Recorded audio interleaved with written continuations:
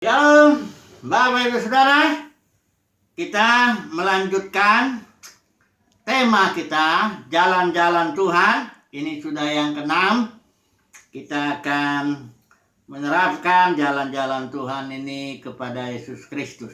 Jadi sekalipun dia Logos yang menjadi manusia, tetap dia mengikuti jalan-jalan Tuhan, ya.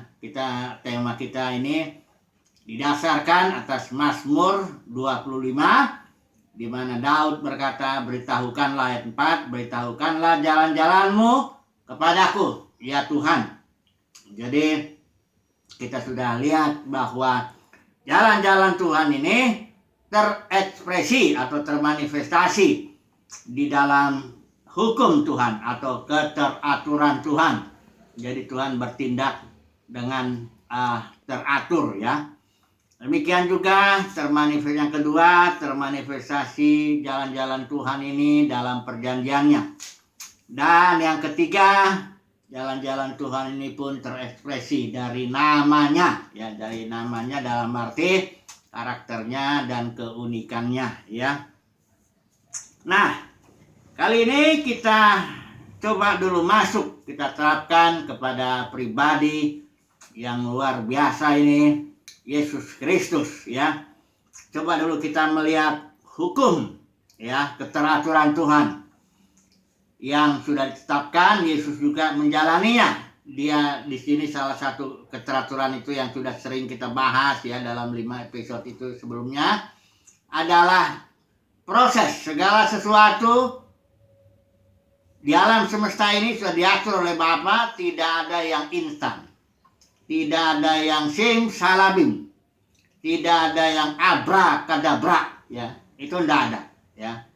Kalaupun misalnya dibilang ada mie instan, itu sebenarnya juga tidak instan, karena mie itu dibuat dari gandum, gandumnya pun harus ditanam berbulan-bulan, dibawa ke pabrik, dari pabrik masuk dulu ke toko-toko dan sebagainya, barulah kita bisa instan. Itu kalau dari warung langsung kita rebus, masak, ya itu memang kelihatannya instan. Tidak ada yang instan, ya. Semuanya harus mulai dari proses. Dan proses itu selalu mulai dari yang sedikit, kecil, ya. Penyelamatan dunia ini mulai dari Abraham. Satu orang saja, ya. Tuhan bilang, olehmu dan keturunanmu seluruh kaum di muka bumi akan diberkati. Keturunan Abraham yang tunggal itu adalah Yesus itu. Mulai dari satu orang saja, ya, akhirnya nanti menjangkau yang banyak. Ini keteraturan Tuhan. Dan Yesus Kristus menjalaninya. Ketika dalam Filipi pasal 2 ayat 6 juga, kalau kita mau melihat tuh bagaimana dia dari dalam keserupaan Elohim, dia turun, ya, akhirnya menjadi manusia, bahkan mati di kayu salib. Itu pun proses, suatu proses mengosongkan diri, kenosis, mengosongkan diri, ya. Jadi proses itu sudah membuktikan bahwa Yesus Kristus menjalani keteraturan yang sudah Bapa tetapkan, ya. Kemudian dalam Ibrani juga dibilang di situ bahwa Yesus pun belajar taat dari apa yang dideritanya. Ini Ibrani 8 ini, ya. Yesus Kristus belajar menjadi taat, ya. Bayangkan saudaraku, putra Elohim yang tidak berdosa pun belajar taat. Jadi proses menuju ketaatan, belajar bukan berarti dia pernah memberontak, bukan begitu. Tapi karena hukum Tuhan, mempelajari sesuatu itu harus proses tetap, termasuk ketaatan, ya. Jadi Yesus pun belajar dia menjadi taat melalui penderitaan yang dialaminya. Jadi ini juga keteraturan juga ini, karena ada hukum sebab akibat. Sebab tertentu akan menghasilkan akibat tertentu.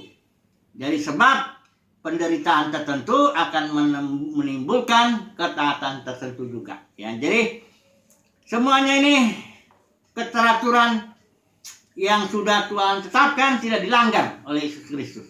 Dia juga bertumbuh, ya, dalam proses dia menjadi manusia itu. Dia tidak lahir langsung kayak Adam jadi manusia dewasa ya. Enggak, dia dari bayi dulu ya. Dia juga belajar mengenal siapa dirinya. Terus dia bertumbuh. Dia Injil Lukas ini yang menyoroti Yesus secara manusia. Dia bilang Yesus ini bertambah hikmatnya, bertumbuh semakin disukai oleh Tuhan dan manusia ya. Jadi segala sesuatu proses Bapak Saudara ya. Janganlah berharap sesuatu yang simsalabim atau abrak-kadabrak ya. Oke, sekarang mari kita melihat perjanjian. Nah, ini udah kita bahas waktu itu Musa ya. Musa maupun Yesus itu perantara perjanjian. Perantara ini istilah Yunaninya mesites, itu muncul 6 kali dalam perjanjian baru. Ibrani dia 3 kali karena memang Ibrani ini membanding-bandingkan ya antara yang perjanjian lama dan perjanjian baru. Di Galatia ada 2 kali dan di 1 Timotius 1 kali. Nah, perantara ini juga mesites, ini artinya bisa berarti juga pendamai. Ya, jadi Yesus maupun Musa itu mesites dia, pendamai, bisa juga perantara ya, perantara atau pendamai ya. Dan itu sebabnya Musa tidak bisa juga dibandingkan dengan pemimpin-pemimpin lain di dalam kurun perjanjian lama itu, karena Musa ini posisinya unik sekali. Dalam dalam Ibrani, Yesus dibandingkan dengan Harun itu dalam hal imam besar, tapi Musa ini dalam hal rasul yang diutus ya. Keunikannya juga dibandingkan di situ ya, semuanya lah ya. Jadi Yesus ini perantara perjanjian baru dan ini suatu ministry. Kalau kita coba lihat dulu Ibrani ya, pasal 8 ayat yang ke-6. Kalau kita mau melihat itu ya, Ibrani pasal 8 ayat yang ke-6. Di sini dibilang, tetapi sekarang ia, maksudnya Tuhan Yesus itu, telah mendapat suatu pelayanan yang jauh lebih agung. Karena Tuhan Yesus itu menjadi pengantara dari perjanjian yang lebih mulia yang didasarkan atas janji yang lebih tinggi. Ini konteks Ibrani itu kan membanding-bandingkan lebih baik. Jadi Yesus itu sekarang ini punya pelayanan, ministry ya, suatu ministry sebagai pengantara perjanjian baru. Nah, isi perjanjian barunya sendiri ya, kita perlu ingat juga ini ya, supaya nanti ini jarang disinggung ini, karena ini sangat-sangat batin ya. Mari saya baca Ibrani pasal 8 ini. Perjanjiannya ada sebenarnya 1 dia intinya, tapi dia ngefek ya, ada 2 efeknya. Coba perhatikan dulu ini, pasal 8 ayat 10. Maka inilah perjanjian yang kuadakan dengan kaum Israel sudah waktu itu. Jadi gini, perjanjian baru itu sesuai dengan nubuat Yeremia 31, tetap perjanjian baru itu untuk orang Israel ya. Tapi Paulus membuka suatu dispensasi baru, dispensasi misteri, bahwa bangsa-bangsa lain juga bisa masuk ke dalam perjanjian itu ya, melalui percaya kepada Yesus ya. Nah, ayat 10 jadi bilang begini, maka inilah perjanjian yang kuadakan dengan kaum Israel sesudah waktu itu, demikianlah firman Tuhan.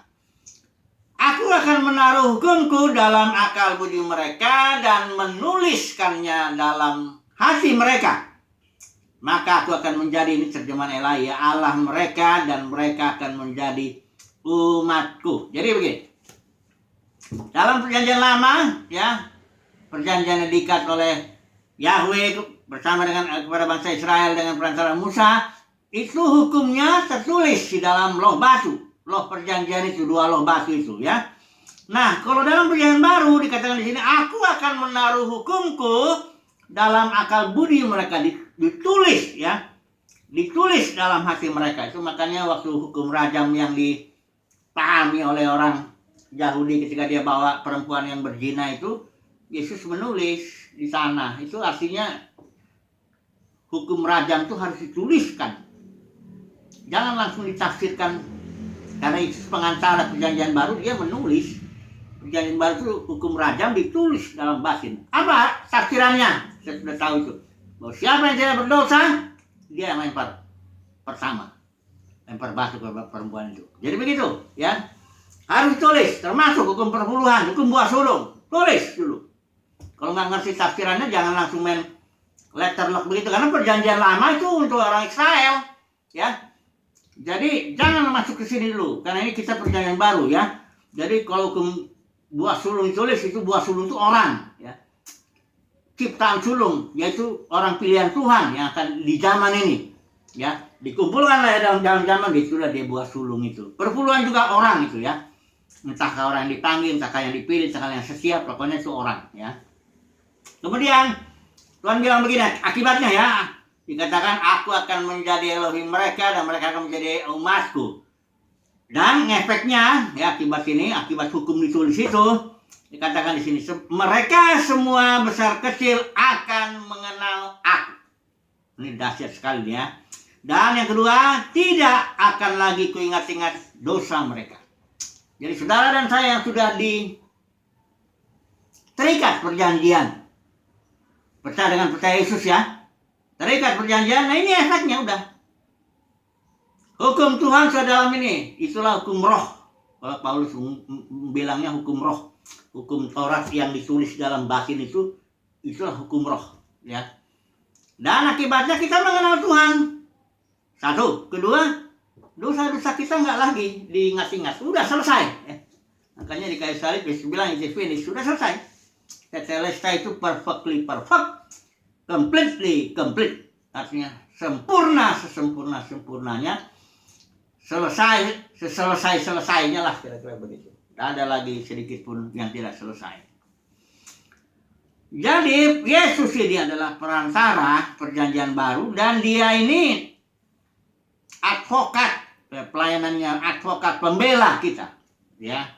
Dia duduk sebelah kanan Bapa, masuk kepada kemah sejati di sana dia melayani kita, ya. Misinya, dan dia sempurna, ya.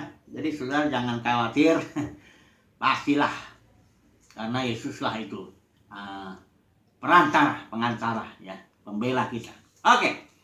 Kemudian yang berikut, nama. Nah, ini yang perlu kita pahami lagi, ya. Coba dulu kita melihat nama. Ini kalau dalam terjemahan LAI, dia tidak terlalu kelihatan, karena LAI ini menerjemahkan Tuhan itu Allah saja, ya, dan tidak ada. Kalau dalam ILT, ini Allah juga kan ada yang Elohim, ada El Shaddai, ada juga yang Yahweh, ada yang El Elyon. Jadi kalau yang Elohim itu perjanjian Tuhan dengan Nuh. Elohim itu Tuhan seluruh bumi, ya. Kemudian El Shaddai, Shad itu artinya feminin, ya, buah dada.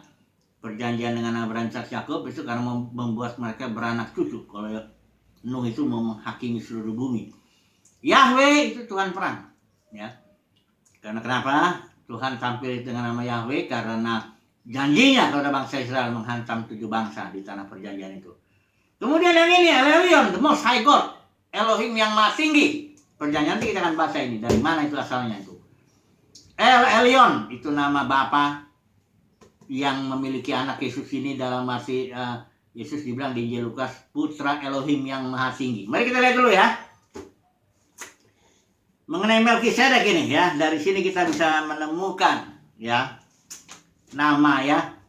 Yesus bilang kan, aku sudah menyatakan namamu Bapa kepada murid ini. Cuma namanya apa? Ya sekali lagi, ya, nama itu bukan nama pribadi dalam arti kayak saya, nama pribadinya Irnawan. Di mana-mana pun, apapun perbuatan saya, berhubungan dengan komunitas manapun saya, selalu nama saya Irnawan. Enggak begitu dengan Tuhan. Tuhan tidak punya nama pribadi yang model seperti manusia itu. Ya kalau dibilang nama manusianya, itulah dia Yesus. Nama yang banyak dipakai di zaman itu oleh orang-orang Yahudi, anak-anak Yahudi, banyak namanya Yesus itu. Tuhan penolong, ya. Jadi sekali lagi, saudara jangan mempunyai konsep kalau nama itu berarti kayak nama kayak gini nih, kayak satu nama. Tuhan punya satu nama, enggak ada itu, ya. Banyak nama itu artinya karakteristik, keunikan. Tuhan sendiri membuat nama bagi dirinya. Kita sudah bahas itu di Yesaya 63, kita sudah bahas yang doa Daud, ya. Kita sudah bahas juga yang di Wahyu itu, bahwa Tuhan punya bahkan nama yang baru. Jadi nama itu Tuhan berkarya dalam suatu pribadi atau dalam suatu komunitas, dan dia membuat nama bagi dirinya sendiri, ya. Dan dia sering membela pribadi itu atau komunitas itu karena namanya, supaya namanya jangan dicemooh ya oleh musuh-musuhnya, gitu. Ya, mari kita melihat dulu di sini ya mengenai nama El Elyon ini. Kejadian pasal 14 ya. Ini tentang Melkisedek ya. Mari kita baca ayat 18. Dan Melkisedek Raja Salem, ini saya pakai ILC ya. Dan Melkisedek Raja Salem membawa roti dan anggur. Dan dia adalah seorang imam bagi El Elyon. Di sini di bawah. Ini El Elyon itu artinya the most high God. Ya. Elohim yang maha tinggi. Ya. Melkisedek itu adalah imam bagi El Elyon, ya. Dan dia memberkatinya, dia diberkatilah Abraham oleh El Elyon dan sebagainya. Nah, Yesus itu menjadi imam besar ketika di kitab Ibrani dibanding-bandingkan itu. Kalau Harun seluruh itu keturunan itu Lewi menjadi imam besar menurut peraturan Harun. Sementara Yesus di sini dibandingkan ini, dia menjadi imam besar Yesus itu menurut aturan Melkisedek. Melkisedek ini nggak punya bapak, nggak punya ibu, hidupnya nggak berkesudahan. Jadi keimaman Yesus lebih tinggi daripada keimaman orang-orang imam yang dari keturunan Lewi ini. Kenapa? Karena dia imam imam menurut peraturan Melkisedek. Nah, Melkisedek ini bapaknya, ya ini Tuhannya lah ya katakan, itu El Elyon. Karenanya Yesus juga menjadi imam bagi El Elyon. Yesus itu imam bagi bapak yang karakteristiknya, keunikannya memiliki nama El Elyon. Ini orang Kristen jarang tahu. Bapak hanya disebut bapak, makanya kalau bilang kalau kami berdoa ya. Yesus bilang kalau kau berdoa sebut bapak, tapi dia nggak tahu bapak itu siapa. Karakteristiknya karena Yesus itu imam besar atas aturan Melkisedek, maka bapak yang itu yang Yesus katakan, bahkan yang dia bilang aku sudah nyatakan namamu, itu namanya El Elyon. Kenapa Yesus itu setelah dia masih bangkit dia bilang kepadaku, dia sudah menjadi warisnya, sebagai anak dia waris. Selama dia bangkit, dia bilang, kepadaku telah dikaruniakan segala otoritas surga di bumi. Ya tentu juga otomatis di alam maut dengan bawah bumi.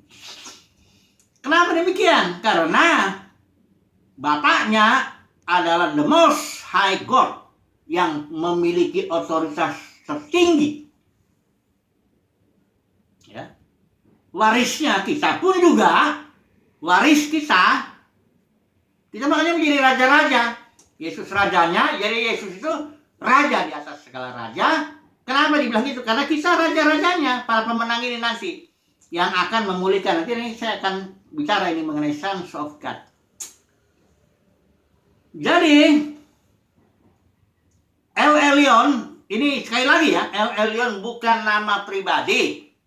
Itu karakteristik suatu ciri ya yang Yesus bawa dan Yesus perkenalkan kepada murid-muridnya itu.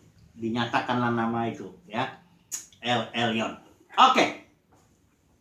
Kemudian kita mau masuk dulu sebentar kepada hukum, atau ulangi lagi ya, keteraturan, tapi keteraturan dalam hal berbuah. Ini Yesus bilang dalam Yohanes, dia pun mengikuti hukum ini, keteraturan yang terkait dengan perihal berbuah. Dalam Yohanes 12:24 Yesus bilang begini, jikalau biji gandum jatuh ke tanah dan mati, dia tetap satu biji. Tapi kalau dia jatuh ke tanah dan mati, dia akan menghasilkan banyak buah. Inilah hukum berbuah, keteraturan. Siapa yang mau berbuah mesti lewat ini, nggak bisa. Ada ya, harus ya, karena ini sudah keteraturan yang Tuhan buat ya. Dan Yesus lakukan itu. Dia ini ceritanya ini ada orang mau datang mau ketemu dia, Tiba-tiba Yesus ngomong gini, kayak aneh ya. Maksud Yesus, kalau ketemu saya, kau nanti agak susah. Kalau ketemu yang nanti saya akan memproduksi orang-orang seperti saya ini. Saya son of God, the son of God. Nanti akan ada sons of God. Putra-putra Elohim. Jadi, harus melalui ya kematian, kebangkitan, barulah berbuah ya. Jadi ada lagi satu keteraturan di sini hukum yang Paulus bilang. Habis gelap, terbitlah terang. Jadi ya, kematian itu kan gelap itu prosesnya itu kan. Prosesnya salib ya, Yesus dengan tekun memikul salib demi sukacita yang di depan itu, prosesnya gelap. Tapi nanti pasti terang ya. Yesus bangkit naik ke surga, dia menghembuskan rohnya itu, lahirlah putra-putra, diproses dulu ya dengan Roh Kudus juga nanti pada waktu tabernakel. Nanti saya akan masuk nih. Sons of God ya, buah daripada yang Yesus lakukan yang masih bangkit itu. Mari kita baca Roma, ini sering juga kita baca ini ya. Roma pasal 8 ayat yang ke 19 ya. Coba saya baca pakai ILT aja ini ya. Roma pasal 8 ayat yang ke 19 sampai ke 21. Ini juga banyak anak-anak orang-orang Kristen ini nggak melihat ini. Ini suatu pengharapan luar biasa ini ya. Roma pasal 8 ayat 19 sampai 21 saya bacakan. Sebab kerinduan yang dalam dari makhluk ciptaan menanti dengan sangat ya. Ini semua makhluk yang menanti karena semua makhluk jatuh dalam alam maut. Semua makhluk ciptaan menanti dengan sangat apa? Penyingkapan anak-anak Elohim atau the manifestation of the sons of God. Ayat 20, karena makhluk ciptaan telah ditundukkan kepada kesia-siaan, itu termasuk kejatuhan Adam itu, dan seluruh makhluk itu masuk ke dalam alam maut, bukan oleh kehendaknya sendiri, bukan oleh kehendak Adam, tapi karena dia, besar karena Bapa yang telah menundukkannya atas dasar pengharapan. Karena itu proses ya, agar Adam serupa segambar dan semua keturunan serupa segambar dengan Tuhan. Ayat 21, bahwa makhluk ciptaan itu sendiri juga akan dimerdekakan. Artinya seluruh ciptaan ini akan dimerdekakan oleh siapa? Dikatakan di sini, dari perbudakan kebinasaan kepada kemerdekaan kemuliaan anak-anak Elohim. Jadi putra Elohim itulah yang akan melayani seluruh ciptaan, agar seluruh ciptaan ini dibebaskan dari perbudakan alam maut. Karena upah dosa maut, ingat ya, upah dosa bukan neraka kekal. Itu Agustinus yang ciptakan itu. Ya, dibantu lagi sama si Jerome bikin terjemahannya nggak betul. Bantu lagi Kaisar Justinian, saya udah bicara itu. Jadi neraka kekal nggak ada di Alkitab ya. Itu salah itu istilah kekal ya. Aion harus diterjemahkan berjaman-jaman, itu waktu. Jadi artinya upah dosa itu maut ya.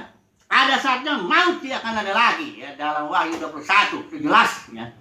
Tidak ada lagi maut dalam langit dan bumi yang baru. Kenapa dia ada? Karena ministry daripada Sons of God, putra-putra Elohim ini yang waktu Yesus mati bangkit jadi banyak buahnya. Ini nanti pada kedatangan Tuhan itulah dia. Kalau saya hubungkan dengan pesta orang Israel, Paskah, murid-muridnya dihembus lahir baru. Pentekosta, curang Roh Kudus. Nah ini dia tabernakel. Inilah Sons of God tampil jadi. Wah ini luar biasa. Semoga ya di zaman inilah terjadi pencurahan Roh Kudus yang tak terbatas itu, yang namanya penggenapan hari raya tabernakel. Nanti Sons of God, karena Kristus itu Kisah Para Rasul 3 ayat 21, Kristus harus tetap tinggal di sorga sampai pemulihan segala sesuatu. Jadi sampai memulihkan ini Sons of God, anak-anak Elohim. Ya, inilah dia buah sulung yang akan. Namanya juga udah buah sulung, pasti ada tuayan-tuayan berikutnya. Jadi kesimpulan dulu sekarang lah ya. Ini tinggal satu kali lagi besok saya bicara soal Ayub ini ya. Karena banyak juga orang konsepnya salah mengenai Ayub ini. Jadi kesimpulannya beginilah. Saya terapkanlah karena hidup pribadi. Saudara, khususnya dalam hukum berbuah. Saudara dan saya tentu rindu ya untuk hidup berbuah. Ada yang bilang buahnya kasih suka damai sejahtera sabar dan kebaikan, siang kemauan pengasahan diri. Ya itu betul, buah roh. Tapi buah kita seharusnya seperti Yesus, orang kita menghasilkan orang. Orang yang seperti apa? Yang seperti kita lah. Ya. Kalau kita sungguh-sungguh ikut Tuhan, penuh dengan Roh Kudus, dipenuhi Kristus ya. Ya kita menghasilkan orang-orang juga yang dipenuhi Kristus. Gimana caranya? Nggak boleh mau lewat lolos. Nggak melewati keteraturan Tuhan ya. Harus mati dan bangkit bersama dengan Yesus. Mengalami pengalaman kematian, proses. Penyangkalan diri, makanya itu. Prinsip salib itu tetap berlaku. Karena ada sekarang ajaran-ajaran salib nggak perlu lagi. Itu sudah, Yesus saja sendiri yang mikul. Enak aja. Ini keteraturan Tuhan. Kalau mau berbuah, kalau nggak berbuah ya nggak apa-apa. Tapi kalau mau berbuah, prinsip salib harus. Proses kematian, kebangkitan kepada hidup baru, barulah kita menghasilkan buah. Orang-orang yang dipenuhi Kristus seperti kita. Jadi Bapak Saudara cukup dulu, nanti besok kita akan sambung dan tutup sekalian ya jalan-jalan Tuhan ini dengan berbicara soal Ayub. Puji Tuhan, haleluya, amin.